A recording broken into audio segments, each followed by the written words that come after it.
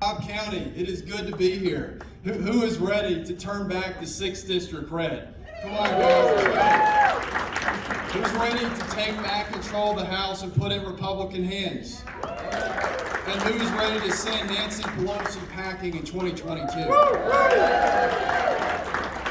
So I know many of you guys, and I think you guys probably have memorized my stump speech by now, so I'm not going to go in too much detail. I'm an election lawyer, fought for election integrity, fought for campaign finance, transparency, fought for religious liberties. That's what I'm all about. My name is Jake Evans. I'm running for Congress, and I'm going to talk today about what we're going to do whenever we take back control of the House and ensure that America is made great again. The first thing that we're going to do, and my goal when I get to Congress, is I want to be on the Oversight Committee and Judiciary Committee if I'm fortunate and blessed enough to get there. But first and foremost, we're going to disband the January 6th Commission. That is a commission. That's a commission that the Democrats created in order to weaponize the political process. I'm going to hold this mic.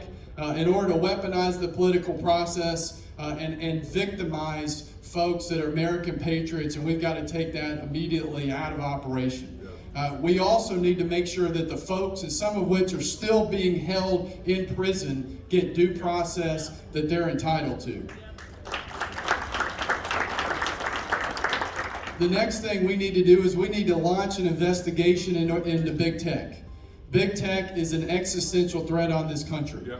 I don't think enough folks are talking about the dangers of big tech. They have the largest data repository. They know more about each and every person in this room than you guys probably know about yourself.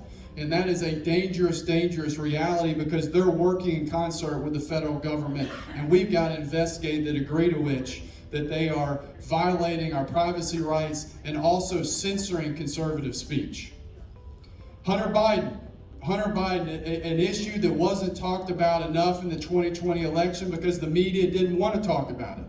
The Bidens, what they are doing is they're exploiting their power, profiting off of it, and they're doing it through Hunter Biden's paintings that he is apparently selling for hundreds of thousands of dollars.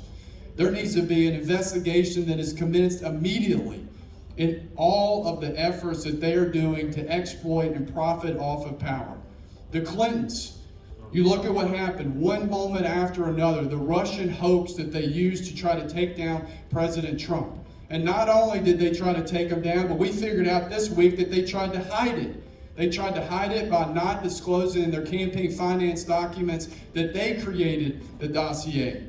That they're the ones that used the dossier and also attempted to falsely expose President Trump, and we've got to use our political process and administrative process to investigate that and research more into it.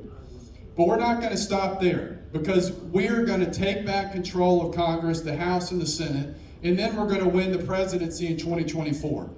And the way that we're going to do that is we're going to elect unafraid members of Congress that are going to get up to D.C. and expose the truth, expose each of the elements that I just talked about. But we're also going to force Joe Biden and his radical administration to show where they really stand. We're going to pass a series of legislations. First, that bans federal mandates on telling you guys that you have to get a vaccine, have to wear a mask. We're also going to, thank you, and that's important. We're going to eradicate federal funding for any school in this country that teaches CRT or any derivative thereof. We're going to pass all possible legislation to restart the Keystone Pipeline.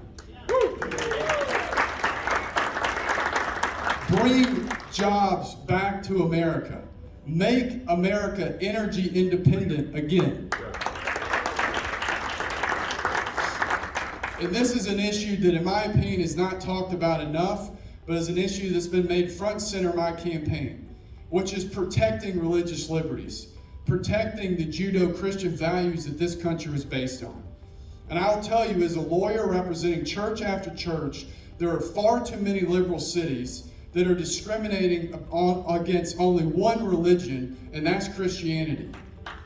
And that needs to stop. So legislation that I will proudly sponsor needs to be passed to ensure that if an individual or religious entity is discriminated against, that they have the ability to prosecute that discriminatory act and ensure that they have the compensation, the ability to further their legal fees, because cases are expensive, so that we can get back to the values, the traditional values, the nuclear family that this country is founded on. So once we pass those 4 pieces of legislation, guess what? Joe Biden's got to make a choice. Is he going to answer to the American people, or is he going to answer to the radical left and operate as a puppet of the radical left that he has been doing for the past 2 years? Because he either signs those pieces of legislation in, or he vetoes them. And you know what I think he's going to do? I think he's going to veto them. Because he doesn't operate as a man of the people like he campaigned on. He operates as a man of the limousine elite liberals that have been operating and guiding him as a puppet for the past 2 years. And that's going to expose him to make sure that in 2024, after taking control of the U.S. Senate, the U.S. House, we win back the United States presidency.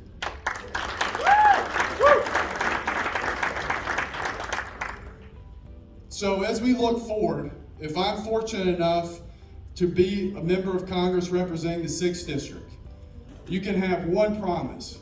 I'm going to be bold, I'm going to be unafraid, and I'm going to represent each and every one of you guys. So when I get there, the DC establishment's going to know my name, AOC and the squad are going to fear my name, and Nancy Pelosi is not going to forget my name. So with that, I will close. Thank you guys very much. Thank Evans for coming.